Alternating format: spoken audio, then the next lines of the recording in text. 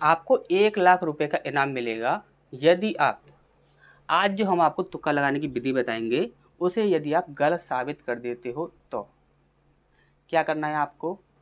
आज जो हम आपको तुक्का लगाने की विधि बताएंगे उस विधि को यदि आप गलत साबित कर देते हो तो आपको 1,00,000 रुपए का इनाम मिलेगा।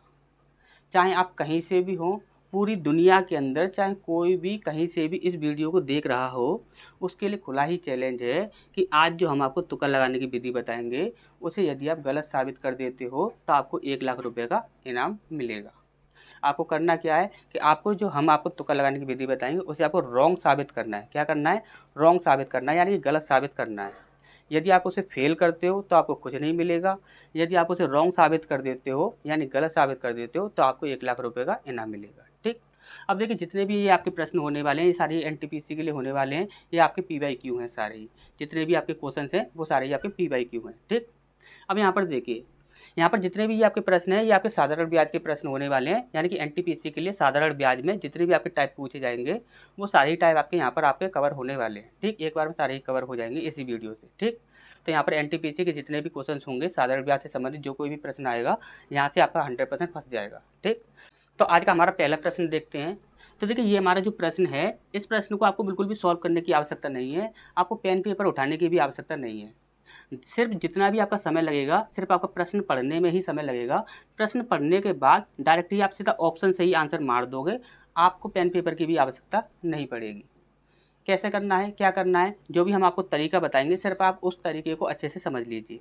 यदि आपने वो तरीका अच्छे से समझ लिया तो आपको पेन पेपर की भी आवश्यकता नहीं पड़ेगी। सीधा ही यहाँ पर इस प्रश्न का आंसर या फिर इस प्रकार के जितने भी प्रश्न होंगे उनका आंसर सिर्फ आप ऑप्शन से ही दे सकते हो। आपको पेन पेपर उठाने की भी आवश्यकता नहीं पड़ेगी। हमने बोला कि यहाँ पर बोला क्या गया है, यहाँ पर बोला गया है कि प्रति वर्ष 13% की सांकेतिक ब्याज दर के अनुसार अर्धवार्षिक रूप से देय ब्याज की प्रभावी वार्षिक दर क्या होगी, ये हमसे यहाँ पर पूछा गया है। अब ये मत समझ लेना कि ये अर्धवार्षिक बोला गया है तो ये चक्रवृद्धि ब्याज का प्रश्न होगा। ये चक्रवृद्धि ब्याज का प्रश्न नहीं है, कंपाउंड इंटरेस्ट का प्रश्न नहीं है, ये आपका सिंपल इंटरेस्ट का ही है। सिंपल इंटरेस्ट में भी वह अर्धवार्षिक तिमाही वगैरह ये सब बोल देता है, तो ये चीज़ आपको याद रखनी है। ठीक। तो यहाँ पर देखिए, यहाँ पर यदि ये अर्धवार्षिक जब कभी भी बोला जाए, अर्धवार्षिक जब कभी भी बोला जाए तो जो भी आपका परसेंट होगा, जो भी आपका परसेंट होगा 100% जो भी आपका आंसर आएगा वह उस परसेंट से अधिक ही आएगा। अब यहाँ पर देखोगे तो यहाँ पर 13% से अधिक कौन सा आ रहा है, तो यहाँ पर ये आपका 13% है, ये आपका आंसर होगा नहीं, और 13% से अधिक ये वाला आ रहा है तो यही आपका आंसर होगा। अब आप बोलोगे सर 13% से अधिक तो आपका ये 26 भी है, 26 भी है, तो ये भी हो जाएगा। नहीं, इनको नहीं लेना है, हमेशा ही 13% के बाद जो भी आपका आंसर आएगा वह कुछ अधिक आएगा, कुछ अधिक आएगा पॉइंट में जाकर। ठीक। तो ये आपका आंसर हो जाएगा ये वाला, इनमें से कोई भी आंसर नहीं हो सकता। अब आप बोलोगे सर यहाँ पर यदि ऐसा हो जाता कि यदि यहाँ पर सिर्फ 13% बोला है, अभी यहाँ पर 20% बोल दिया जाता तब हम क्या करते। तो देखिए हमेशा ही आपको क्या करना है कि आंसर जो भी होगा वो तो आपका 20 से अधिक ही होगा। क्या होगा? 20 से अधिक ही होगा। लेकिन 20 से अधिक होगा कितना, वो चीज़ जानने के लिए आपको देखिए क्या करना है कि 20 का गुणा आप 20 में कीजिए, 20 का गुणा 20 में कीजिए और वहाँ पर उसे 400 से डिवाइड कर दो। जो भी आपका परसेंट हो उसका गुणा उसी में करके उसे 400 से डिवाइड कर दो। आपका जितना भी अधिक निकलेगा वो आपको पता लग जाएगा। अब यहाँ पर यदि आप इस प्रकार से करते हो तो यहाँ पर देखिए 2 जीरो से आपके 2 जीरो कट जाएंगे और 2 दूनी कितना हो जाएगा, 4 हो जाएगा। 4 से 4 डिवाइड करेंगे तो 1 आ जाएगा। यानी कि यहाँ पर 20 से अधिक कितना आएगा, 1 आएगा। यानी कि 20 और 1 21 आ जाएगा। कितना आ जाएगा आपका, 21 आ जाएगा। अब आप बोलोगे सर यहाँ पर 21 आ गया। अब यहाँ पर यदि आपका यहाँ पर अगर 10% बोल दिया जाता तब हम क्या करते, तो यदि 10% बोला जाता तो हम यहाँ पर क्या करते, 10 गुणा 10 करते बटे 400 कर देते। अब यहाँ पर हम क्या करते, 2 जीरो से 2 जीरो कैंसिल हो जाते। अब यहाँ पर देखोगे तो ये आपका 1/4 आ रहा है और आपको अच्छे से पता है पॉइंट लगाओगे तो यहाँ पर 0 बढ़ेगा। तो यानी कि कितनी बार में चला जाएगा, 4 दूनी 8 और 4 पंजे 20। यानी कितना अधिक आएगा, यदि 10% बोल दिया जाए तो 10.25। अच्छा ये समझ आ गया होगा आपको क्या करना है। तो ये देखिए ये छोटी छोटी सी चीज़ें हैं, जितने भी आपके प्रश्न होने वाले हैं सिर्फ आपको तुक्का ट्रिक से ही सॉल्व हो जाएंगे सारे ही प्रश्न, जितने भी आपके प्रश्न होने वाले हैं। ठीक। तो आपको यहाँ पर टेंशन लेने की ज़रूरत नहीं है। कम से कम समय में आपके हर एक प्रश्न सॉल्व होंगे और अधिकतर जितने भी प्रश्न होंगे वो सारे ही आपके ऑप्शन से ही सॉल्व होने वाले हैं। ठीक। नेक्स्ट क्वेश्चन की ओर देखते हैं, उसमें तुक्का ट्रिक क्या लगेगी उसे देखते हैं। इस पर नेक्स्ट क्वेश्चन की ओर बढ़ते हैं। अब देखिए ये इस प्रकार के जितने भी प्रश्न होंगे उनमें आपको उन्हें सॉल्व करने की बिल्कुल भी आवश्यकता नहीं है। आप सिर्फ ऑप्शन से ही आंसर दे सकते हैं इस प्रकार के प्रश्नों का।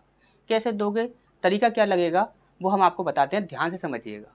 हमने आपको बोला कि यहाँ पर बोला गया है किसी राशि का 7.5% वार्षिक ब्याज की दर पर 8 वर्ष का साधारण ब्याज इतने रुपए है। उसी राशि का किस ब्याज दर पर 5 वर्ष में प्राप्त ब्याज समान होगा। यदि इस प्रकार से यदि बोला जाता है, कभी भी प्रश्न में इस प्रकार से बोला जाता है, यदि ये टाइप आपका आ जाता है तो आपको सिर्फ करना क्या है, ध्यान से समझ लीजिएगा। हमसे पूछा गया है 5 वर्ष के लिए, किसके लिए पूछा गया है, 5 वर्ष के लिए, तो हमें बाकी किसी से भी कोई मतलब नहीं है, सिर्फ हमें 5 वर्ष से ही मतलब है। हमने बोला यहाँ पर 8 वर्ष का साधारण ब्याज आपका इतना है, तो 1 वर्ष का कितना हो जाएगा, तो 8 से सीधा ये इसमें हमने भाग लगाया तो हमारा कितना आता है, 8 पंजे 40, 8 एकम 8, 0, कितना बना आपका 510 बना। अब सीधा ही आप ऑप्शंस पर आ जाइए, आपको क्वेश्चन को सॉल्व करने की आवश्यकता नहीं है, सिर्फ ऑप्शन से ही आप आंसर दोगे। कैसे दोगे, ध्यान से समझिए। हमने बोला किसी भी ऑप्शन को उठालो, हमने बोला कि यहाँ पर चलो डी से स्टार्ट कर लेते हैं, तो 9% को उठाया हमने। 9 का गुणा सीधा ही आप 5 में कीजिए, क्योंकि यहाँ पर आपको अच्छे से पता है कि यहाँ पर जब कुल ब्याज दर निकालते हैं तो वहाँ पर समय में हमें इंटू करना होता है दर का, तो आपको सिर्फ इतना ही करना है। 9 का हमने 5 में इंटू किया तो कितना हो जाएगा, 9 पंजे 45, यानी कि ये हो गया आपका 45/100।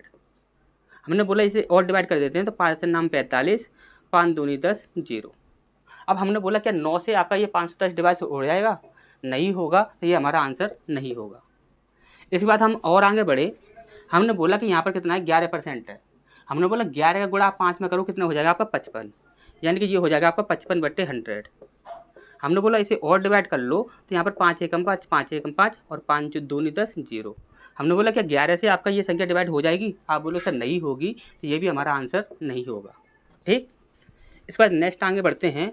हमने बोला ये कितना है आपका 10.5%। हमने बोला 10.5 का आप 5 में इंटू करोगे तो 10.5 गुणा 5 बट्टे कितना हो जाएगा आपका, पॉइंट हटा दोगे यहाँ पर 10 आ जाएगा और एक 100 नीचे लगाओगे तो 2 0 हमारा ये आ जाएगा। ठीक, हमने 5 से इसे डिवाइड कर दिया तो 5 दूनी 10, 0 0।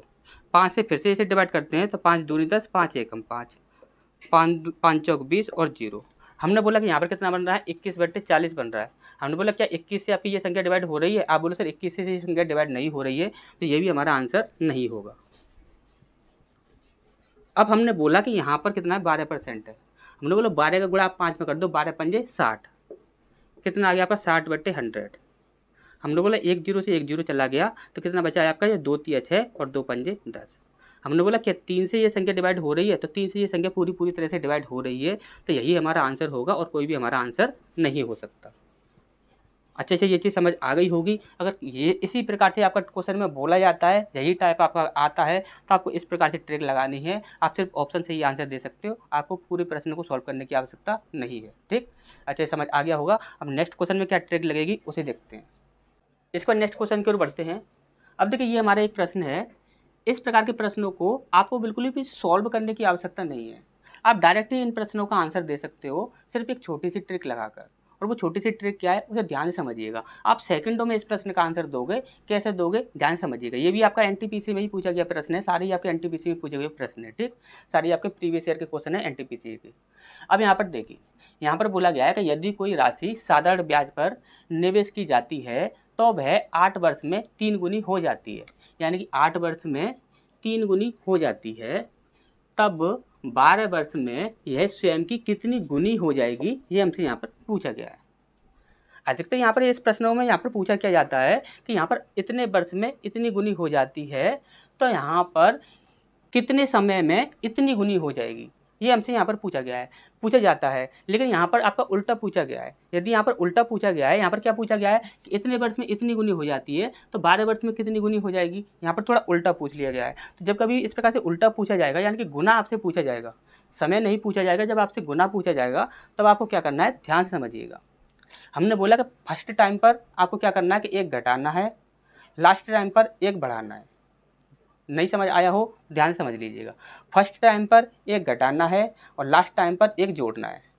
हमने बोला कि यहाँ पर कितना गुना बोला गया है, 3 गुना बोला गया है। तो हमने बोला कि फर्स्ट टाइम पर 1 घटाना है, तो हमने 1 घटा दिया, कितना आ गया आपका 2 आ गया। 2 से सीधा ही 8 में डिवाइड कर दो, कितना आ गया 2 चौक 8, यानी कि 4 बन रहा है। अब 4 से ही सीधा इसमें डिवाइड कर दो, 4 तिया 12, कितना बन रहा है 3 बन रहा है। तो हमने बोला कि लास्ट में आपको 1 ऐड करना है, तो 3 के साथ 1 ऐड कर दोगे तो कितना हो जाएगा 4 हो जाएगा। तो 4 गुना आपका आंसर हो जाएगा। यदि फिर भी आपको अच्छे से समझ ना आया हो तो दोबारा समझ लीजिए। फर्स्ट टाइम पर आपको क्या करना है, फर्स्ट टाइम पर आपको एक घटाना है और लास्ट टाइम पर एक जोड़ देना है। जैसे कि हमने बोला कि फर्स्ट टाइम पे आपके देखिए यहाँ पर कितना हो रहा है, 3 गुना हो रहा है, तो हम फर्स्ट टाइम पर एक घटाएंगे, कितना हो जाएगा, 2 हो जाएगा। 2 से सीधा ही इसमें डिवाइड कर दो, कितना आ गया, 2 चौक 8, यानी कि 4 बार में डिवाइड हो रहा है, तो 4 से ही आप सीधा इसमें डिवाइड कर दो, कितना आ गया, 4 तिया 12, यानी कि 3 बन रहा है। हमने बोला कि लास्ट टाइम पर एक जोड़ दो, तो 3 बन रहा है, तो 3 में एक जोड़ दो, कितना हो जाएगा, 4 गुना। अच्छे समझ आ गया होगा। नेक्स्ट क्वेश्चन की ओर बढ़ते हैं, उसमें क्या ट्रिक लगेगी उसे देखते हैं। इसके बाद नेक्स्ट क्वेश्चन की ओर बढ़ते हैं। अब देखिए ये आपका प्रश्न है, इस प्रश्न में आपको बिल्कुल भी इसे सॉल्व करने की आवश्यकता नहीं है, सीधा ही आप ऑप्शन से ही इस प्रश्न का आंसर दे सकते हैं। कैसे दे सकते हैं, तरीका क्या लगेगा, ध्यान से समझिएगा। सेकंडों में आप इस प्रश्न का आंसर दोगे, जो भी आपका समय लगेगा सिर्फ आपका यहाँ पर क्वेश्चन को पढ़ने में ही समय लगेगा। ध्यान से समझिएगा आपको ट्रिक क्या लगानी है। यहाँ पर हमने बोला कि यहाँ पर पूछा गया है, किसी धन पर एक निश्चित दर से एक निश्चित समय के लिए साधारण ब्याज मूलधन का 16/25 है। यदि ब्याज दर प्रतिशत वार्षिक तथा वर्षों के संख्यात्मक मान बराबर हैं तो समय ज्ञात कीजिए। इस प्रकार का प्रश्न आपसे पूछा जाता है जहाँ पर आपका दर और समय दोनों बराबर बोल दिए जाते हैं। और यहाँ पर बस आपको एक बात याद रखनी है, वो बात क्या है, ध्यान समझिएगा। यहाँ पर बोला गया है कि साधारण ब्याज जो है वह मूलधन का 16/25 है। यानी कि आप यहाँ पर अच्छे से समझ चुके होंगे कि यानी कि ये आपका क्या हो जाएगा, ऐसा ही हो जाएगा। जैसे कि हम आपको समझा देते हैं, ऐसा ही बट्टे यदि हम मूलधन करें तो यहाँ पर कितना है आपका 16/25। आप यहाँ पर रेशियो निकालना अच्छे से जानते ही होंगे। तो यहाँ पर देखिए इस प्रकार से यदि बोला गया कि साधारण ब्याज जो है वह मूलधन का 16/25 है, तो यानी कि साधारण ब्याज तो ऊपर हो जाएगा, मूलधन को इधर पक्षांतर करेंगे तो यहाँ पर आ जाएगा, यानी 16/25, यानी कि साधारण ब्याज जो है वह 16 बन रहा है और मूलधन जो है वह 25 बन रहा है। हमने बोला कि सीधा ही आप ऑप्शंस पर आ जाओ, जो भी आपका ऑप्शन होगा या तो आपसे यहाँ पर दर पूछी जाएगी या फिर आपसे समय पूछा जाएगा। कुछ भी आपसे पूछ लिया जाए, आपको सिर्फ क्या करना है कि उसी संख्या का उसी संख्या में इंटू करने के बाद 100 से उसे डिवाइड करना है। यदि आप 100 से डिवाइड करते हो तो आपका इतना ही आपका बनना चाहिए। यदि आपका इतना बनेगा वही आपका आंसर होगा, इतना नहीं बनेगा तो वह आपका आंसर नहीं होगा। हमने बोला ये कितना है आपका 4 है, 4 का गुणा 4 में करो, कितना हो जाएगा, 4 चौक 16, 16/100 बन रहा है ये। हमने बोला इसे और डिवाइड करेंगे क्योंकि यहाँ पर और भी डिवाइड करना है, आपको ये चीज़ याद रखनी है। जैसे फाइनल यहाँ पर भिन्न के रूप में बनाना है, तो आपको यहाँ पर क्या करना होगा, 4 चौक 16 और 4 से ये गया 25, तो आपका 16/25 बन रहा है, नहीं बन रहा है, ये आपका 4/25 बन रहा है, तो ये हमारा आंसर नहीं होगा। ठीक, अच्छा समझ आ गया होगा।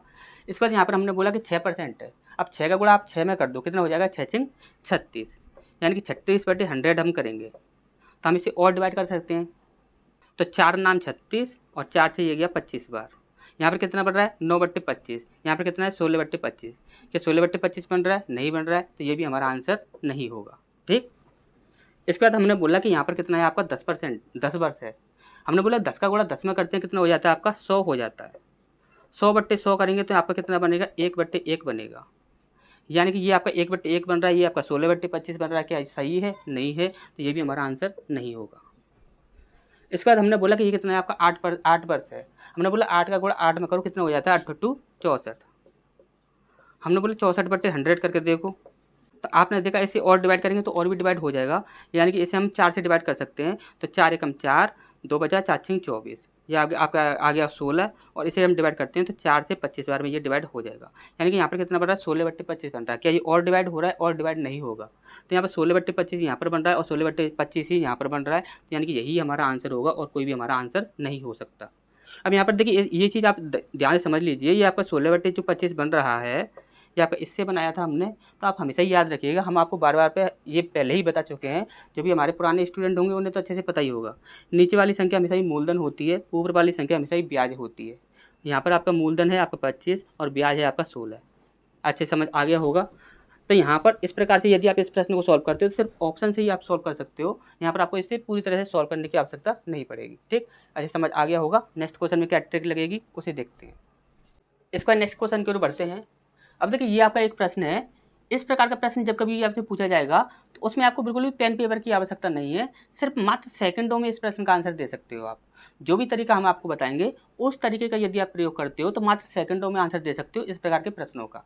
कैसे दोगे, तरीका क्या लगाना है, बिना सॉल्व किए ही आप इस प्रश्न का आंसर दे सकते हो, कोई फॉर्मूला वगैरह कुछ भी आपको यहाँ पर लगाने की आवश्यकता बिल्कुल भी नहीं पड़ेगी। कैसे करोगे, ध्यान समझिए। हमने बोला कि यहाँ पर बोला गया है कि साधारण ब्याज की किस दर से कोई धन 8 वर्ष में स्वयं का दोगुना हो जाएगा। जब कभी भी आपसे दोगुना बोल दिया जाए, क्या बोल दिया जाए, दोगुना बोल दिया जाए, तो ये चीज़ आपको याद रखनी है। यदि आपसे दोगुना बोल दिया जाएगा तो सिर्फ आपको क्या करना है कि आपको 100 में जो भी आपका समय दिया गया है उससे डिवाइड कर देना है। यानी कि 100 को डिवाइड करना है आपको 8 से। यदि आप 100 को 8 से डिवाइड कर देते हो तो कितना आ जाता है आपका 12.5 आ जाता है। तो 12.5% आपका आंसर हो जाएगा। सिर्फ आपको करना क्या है कि जो भी आपका समय दिया गया होगा, जो भी आपका समय दिया गया होगा उससे आपको 100 को डिवाइड करना है। आपको कुछ भी और नहीं करना है। आप कुछ भी इसमें इतना ज़्यादा सोचने की या फॉर्मूला पुट करने की आवश्यकता नहीं है। सीधा यहाँ पर एक चीज़ देख लेनी है कि यदि यहाँ पर दोगुना बोला जा रहा है तो सीधा ही आप यहाँ पर जो भी आपका समय दिया जाएगा उससे आपको 100 को डिवाइड करना है। 100 को जैसे ही डिवाइड करोगे आपका आंसर आपको मिल जाएगा। अच्छा, समझ आ गया होगा। नेक्स्ट क्वेश्चन में क्या ट्रिक लगेगी उसे देखते हैं। इसके बाद नेक्स्ट क्वेश्चन की ओर बढ़ते हैं। अब देखिए, ये आपका एक प्रश्न है। इस प्रश्न को आपको पूरी तरह से सॉल्व करने की आवश्यकता नहीं है। आप इस प्रश्न का आंसर जो है वह आप ऑप्शन से ही दे सकते हैं। ऑप्शन से इस प्रश्न का आंसर कैसे दोगे, ध्यान से समझिएगा। जो भी हम आपको तरीका बताएंगे, यदि आप उस तरीके का प्रयोग करते हो तो इस प्रकार के जो प्रश्न होंगे उन्हें आप ऑप्शन से ही सॉल्व कर सकते हैं। कैसे कर सकते हैं, ध्यान से देखिएगा। यहाँ पर बोला गया कि एक धनराशि जब 7.2 वर्षों के लिए निवेश की जाती है तो परिपक्वता पर 5,768 रुपये की राशि प्राप्त होती है। यदि साधारण ब्याज दर इससे 2% प्रति वर्ष अधिक होती तो परिपक्वता पर इतने रुपए की राशि प्राप्त होती। तो यानी कि निवेश की गई राशि, मूल राशि, निवेश की गई जो मूल राशि थी, यानी कि मूलधन जो था वो हमसे यहाँ पर पूछा गया है। कि इसके लिए आपको क्या करना है, ध्यान से समझिएगा। बस आपको इतना करना है कि यहाँ पर ये पहले कितनी थी राशि, इतनी थी, और बाद में ये कितनी बोली जा रही है, इतनी बोली जा रही है। बस इनका आप अंतर निकाल दीजिए। अंतर कितना होगा इनका, आपका 504 का अंतर हो जाएगा। कितने का हो जाएगा, 504 का अंतर हो जाएगा। बस अब हमें और कुछ भी नहीं करना है। अब हमने बोला कि हम 504 से यदि हम डिवाइड करके देखें तो हमारी कौन सी संख्या डिवाइड होगी, कौन सी नहीं होगी। तो आप बोलो सर 504 से तो हम डिवाइड नहीं कर सकते क्योंकि काफ़ी बड़ी संख्या है, काफ़ी परेशान हो जाएंगे डिवाइड करने में। तो हमने बोला कि हमेशा ही आपको एक बात बोली है कि जब कभी अगर डिवाइड करने की बात आए तो कोई भी कैसी भी कितनी भी बड़ी संख्या हो उसमें से सिर्फ आप अभाज्य संख्या निकालिए। अभाज्य संख्या ही आप निकाल लीजिए, उसी से आपका काम हो जाएगा। यदि आप यहाँ पर देखते हो 504 जो है वे आपकी 7 से डिवाइड हो जाती है और 7 एक अभाज्य संख्या होती है। यदि 7 एक अभाज्य संख्या होती है तो यदि आप 7 से देखते हो तो 7 से जो ऑप्शन आपका डिवाइड हो जाएगा वही आपका आंसर होगा। हमने बोले 7 से कौन सी संख्या डिवाइड हो रही है, 7 पंजे 35, यानी कि ये संख्या आपकी डिवाइड हो रही है तो ये हमारा आंसर हो सकता है। अब इस बात देखें तो 7 से ये संख्या डिवाइड होगी नहीं, अच्छे से आपको दिख रहा होगा। और यहाँ पर देखें 7 पंजे 35 हो जाएगा, यहाँ पर 2 बचा, 7 से ये आपकी संख्या डिवाइड होगी नहीं तो ये भी आपका आंसर होगा नहीं। इस बार यहाँ पर देखें तो यहाँ पर देखिए 7 चौक 28 हो जाएगा, यानी कि 2 और 2 4, 7 के पहाड़े में 45 से आपका बनेगा नहीं तो ये भी आपके संख्या 7 से डिवाइड होगी नहीं। तो यहाँ पर 7 से डिवाइड होने वाली सिर्फ एक ही संख्या है, वही हमारा आंसर हो जाएगा। अच्छा, समझ आ गया होगा। नेक्स्ट क्वेश्चन की ओर बढ़ते हैं। इसके बाद नेक्स्ट क्वेश्चन की ओर बढ़ते हैं। अब देखिए, ये हमारा जो एक प्रश्न है, इस प्रश्न में हमेशा एक बात याद रखिएगा, जो बात हम आपको बता रहे हैं उस बात को अच्छे से दिमाग में डाल लीजिएगा, ठीक। अब यहाँ पर देखिए, यहाँ पर बोला क्या गया है कि एक आदमी ने 30,000 रुपये के एक हिस्से को 10% वार्षिक, क्या बोला है, 10% वार्षिक, एक हिस्से को 10% वार्षिक और दर से, और शेष को यानी कि दूसरा जो हिस्सा है वह 8% प्रति साधारण ब्याज की दर से उधार दिया।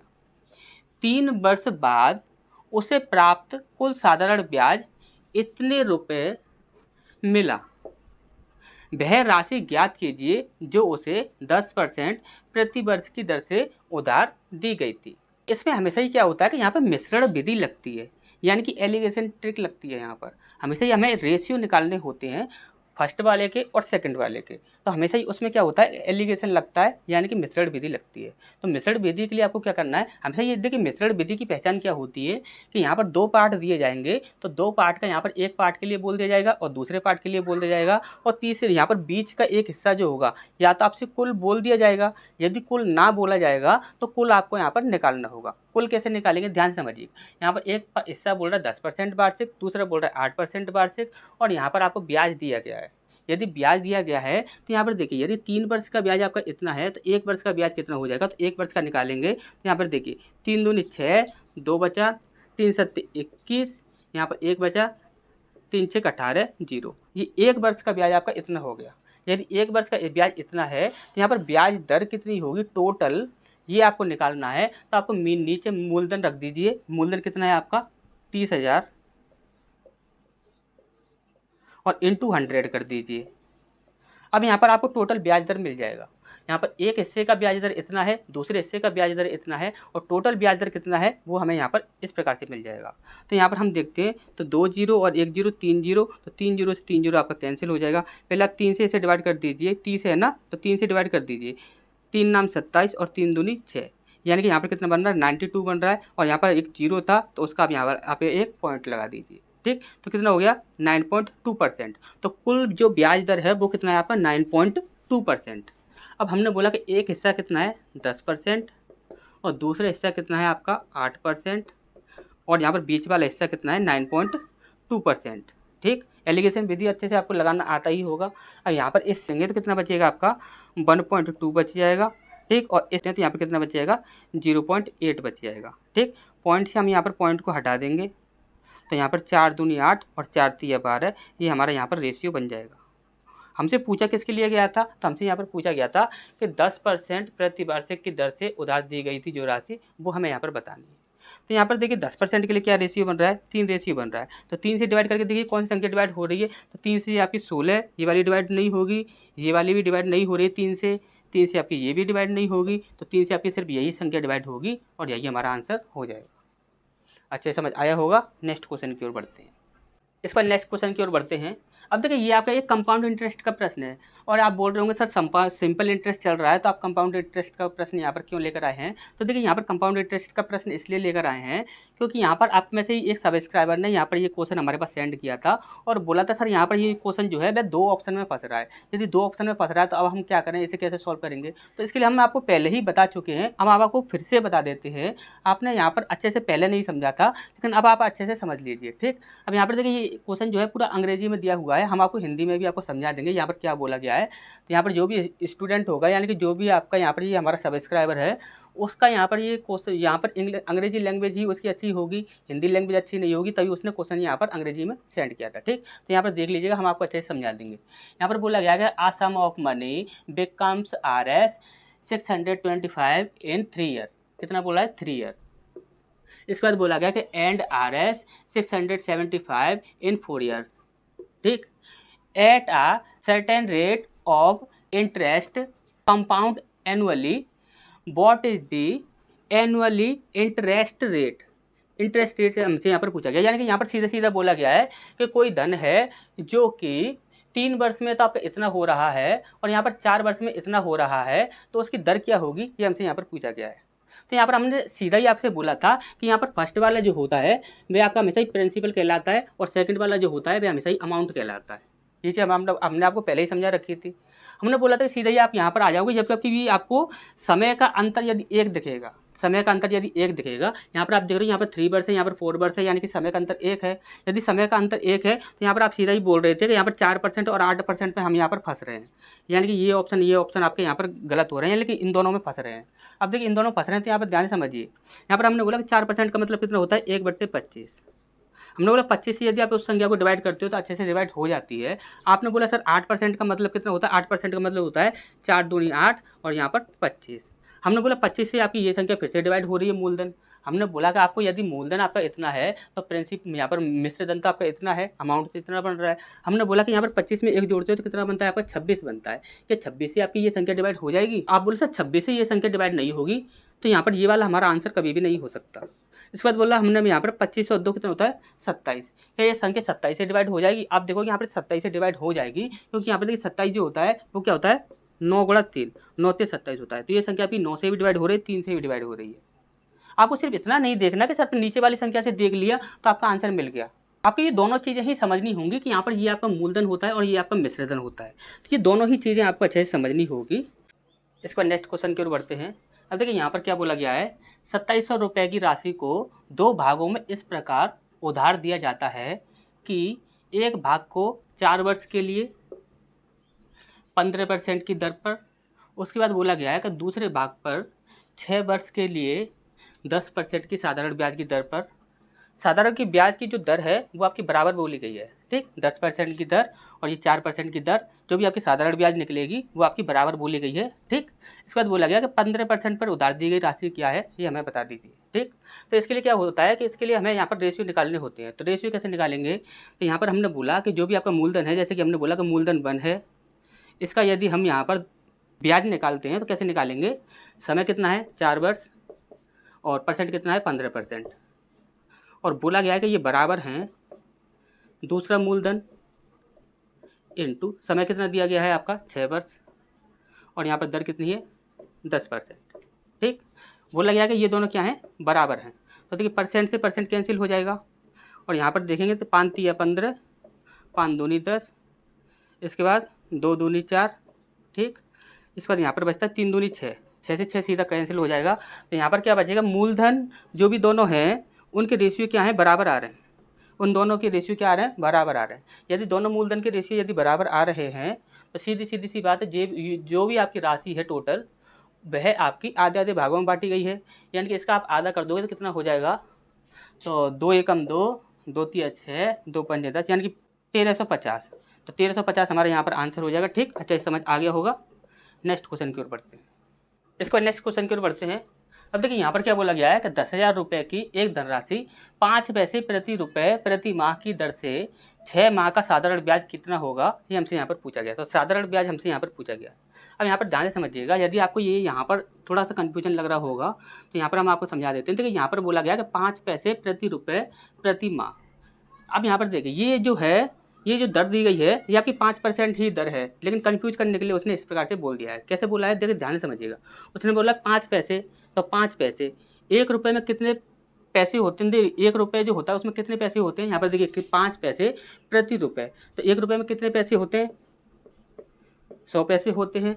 अब यहाँ पर बोला कि हमें इसे परसेंट में चेंज करना है, तो इसे हम 100 से इंटू करेंगे, तो 100 से 100 चला जाएगा, कितना आ गया आपका 5%। यानी कि उसने सीधा कन्फ्यूज करने के लिए ही इस प्रकार से बोल दिया है और कुछ भी नहीं है। ठीक, तो यहाँ पर देखिए टोटल दर परसेंट कितना हो जाएगा, 5 6 30, यानी कि 30% का मतलब कितना होता है 3/10।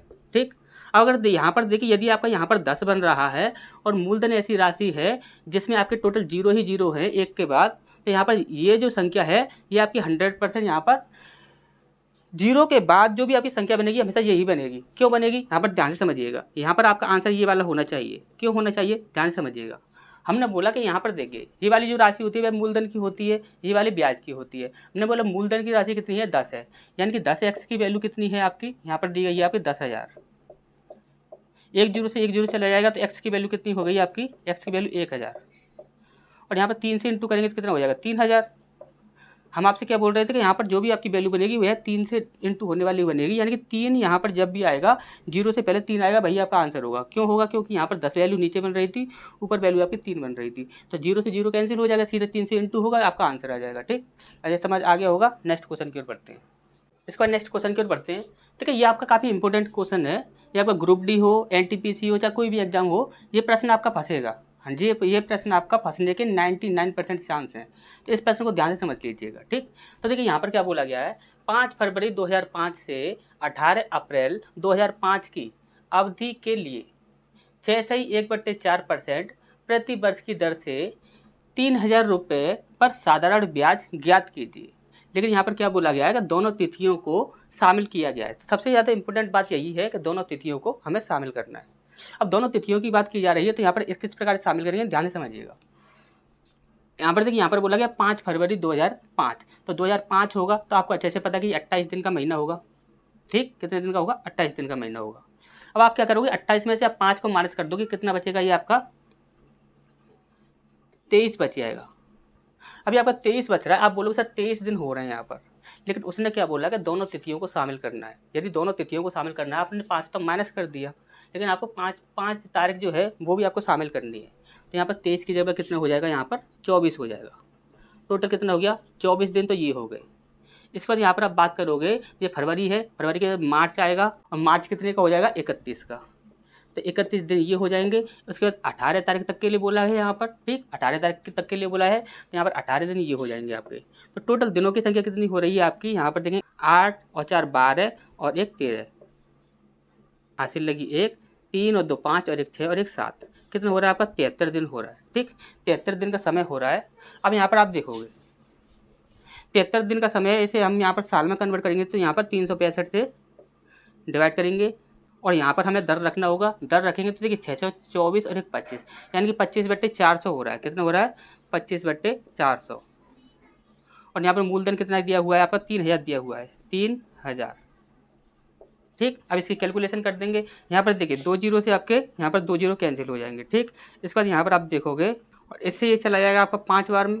ठीक, और 5 से ये चला जाएगा 5 बार में।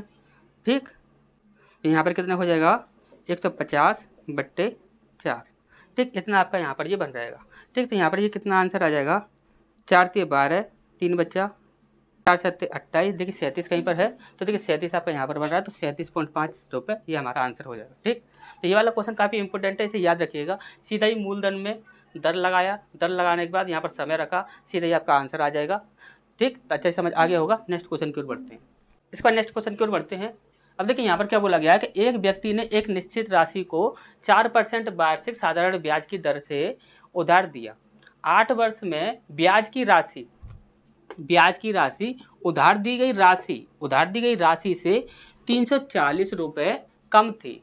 उधार दी गई राशि क्या होगी ये हमसे यहाँ पर पूछा गया है। देखिए यहाँ पर हमसे मूलधन पूछा गया है और यहाँ पर बोला गया कि मूलधन से जो ब्याज जो है वह 340 रुपये कम है। तो जैसे कि हम यहाँ पर बात करें परसेंटेज से, तो यहाँ पर देखिए 4 और 8 कितना हो गया 8 चौक 32, टोटल दर कितना हो गया 32% हो गया।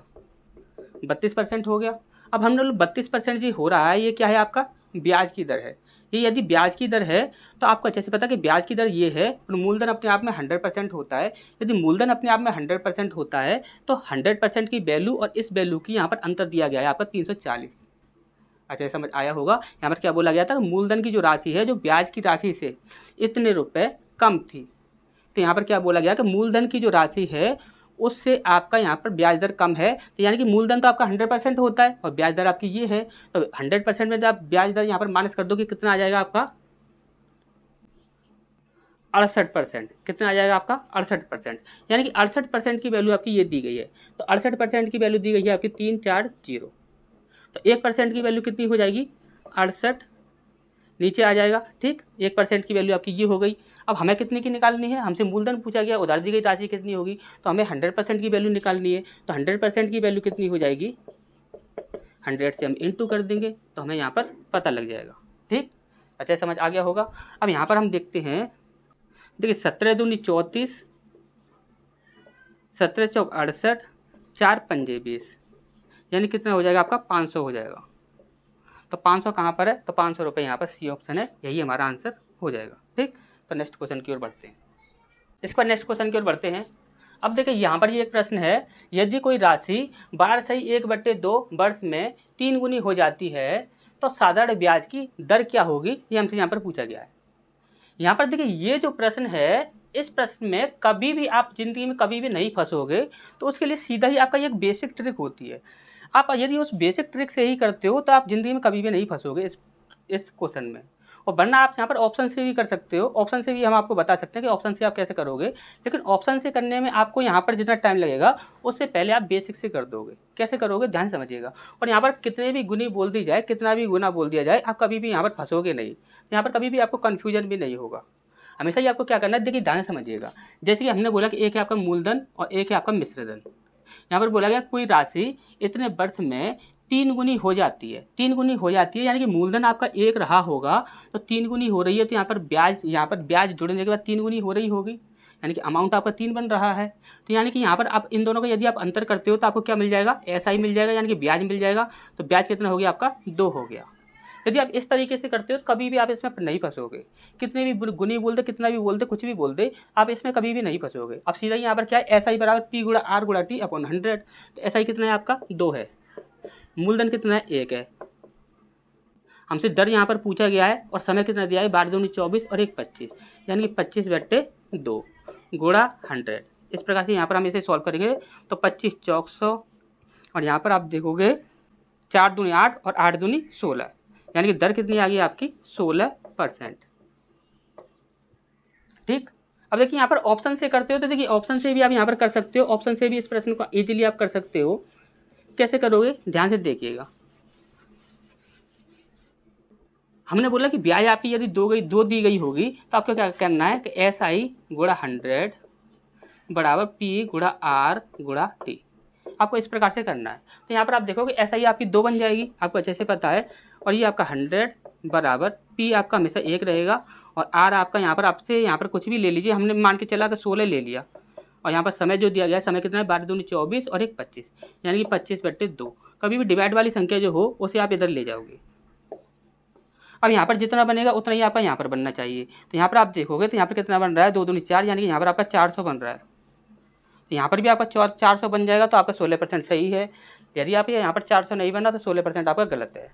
अब यहाँ पर आप देखोगे 16 पंजे 80 की 0 हासिल लगी 8 और 16 दूनी 32, 32 और 8 4 बन गया आपका 400 बराबर। तो यहाँ पर इस प्रकार से भी आप कर सकते हो, लेकिन इससे आपका कोई भी फायदा नहीं है क्योंकि यहाँ पर इस प्रकार से ऑप्शन से करते हो आप तो इससे कोई फायदा नहीं है। आपका यहाँ पर जो बेसिक तरीका है वही आपका सबसे ज़्यादा अच्छा होता है। ठीक, तो नेक्स्ट क्वेश्चन की ओर बढ़ते हैं। इसके बाद नेक्स्ट क्वेश्चन की ओर बढ़ते हैं। अब देखिए यहाँ पर क्या बोला गया है, एक किसी वार्षिक साधारण ब्याज दर पर 8,000 रुपये निवेश करता है और बी उसी ब्याज दर पर, यानी कि ब्याज दर जो है जो ए ने जो ब्याज दर रखी है वही बी ने रखी है। ठीक, ब्याज दर पर 11,000 रुपये निवेश करता है। यदि 3 वर्ष के अंत में बी को ए से 720 रुपये अधिक ब्याज प्राप्त होती है तो वार्षिक साधारण ब्याज की दर कितनी है, ये हमसे यहाँ पर पूछा गया है। तो देखिए काफ़ी इजी प्रश्न है। क्यों इजी है? क्योंकि यहाँ पर देखिए यहाँ पर दर जो है वो आपकी दोनों की समान है। तो यदि दोनों की दर समान है तो यहाँ पर दोनों की यहाँ पर जो ब्याज होगा उसका आप यदि अंतर करते हो तो जो अंतर जो होगा वह आपका 720 के बराबर बोला गया है। तो यहाँ पर देखिए अंतर करेंगे सीधा ही यहाँ पर, तो आपका अच्छे से पता है मूलधन का गुणा समय और गुणा दर से करेंगे। ठीक, तो यहाँ पर देखिए दर तो आपकी समान है तो उसे हम आर मान लेंगे दोनों की दर को। ठीक, तो यहाँ पर दर को यदि हम आर मान लेंगे तो यहाँ पर दर जो होगा वह नीचे 100 लेकर आता है तो 100 से तो आपके 2 जीरो का कैंसिल हो ही जाएंगे। तो यहाँ पर सीधा ही हम यहाँ पर इंटू कर देते हैं समय से। ठीक, तो यहाँ पर देखिए पहले के लिए समय कितना दिया हुआ है, तो पहले के लिए आपका यहाँ पर समय दिया गया, दोनों के लिए ही आपको 3 वर्ष ही समय दिया गया है। तो यहाँ पर देखिए 8 से 24 यानी कि 240 आर हो जाएगा। अब इसके बाद यहाँ पर बोला गया है, यहाँ पर कितना बोला है 11,000 रुपये। ठीक, तो यहाँ पर 2 जीरो हम यहाँ पर कैंसिल कर देंगे तो 11 तिया 33 यानी कि 330 आर बराबर कितनी है आपकी 720। यहाँ पर हमने डायरेक्ट इस प्रकार से क्यों किया, यहाँ पर 2 जीरो यहाँ पर कैंसिल क्यों कर दिए, क्योंकि आपको अच्छे से पता है कि जब ये हम दर रखते हैं तो दर के नीचे 100 लगा होता है और 100 जो होता है वह 200 को यहाँ पर कैंसिल कर देता है। ठीक, यहाँ पर यानी कि 2 जीरो को कैंसिल कर देता है। तो यहाँ पर हम यदि इनका अंतर निकालते हैं तो कितना हो जाएगा आपका 90 आर हो जाएगा इक्वल टू 72 जीरो 9 8 72 होता है यानी कि दर परसेंट कितना आ जाएगा आपका 8%। ठीक,